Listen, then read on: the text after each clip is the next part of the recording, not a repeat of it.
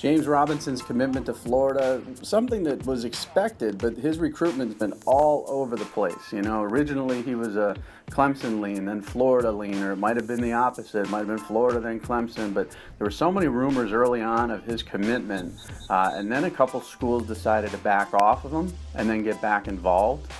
Some schools got back involved and then backed off. I mean, it's been really an interesting run for James Robinson. So he ends up at Florida, close to home.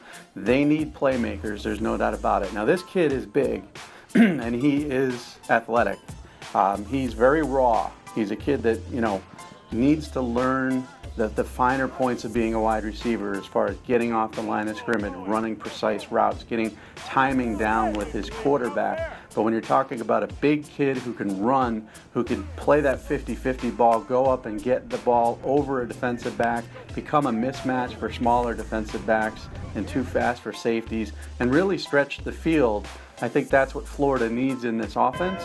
And he's a guy that I think, you know, if your quarterback isn't overly accurate, he can throw it up there and Robinson can come down and get it. Now, I don't expect an immediate dominating impact for him at Florida. I expect him to learn those nuances we talked about of the position and get steadily better as he goes. You know, we had him as a 5-star at one point, dropped him down to 4 because, you know, he was such a dominant athlete as a junior, but never really took that next step when it came to the little things you need to do at wide receiver on a consistent basis.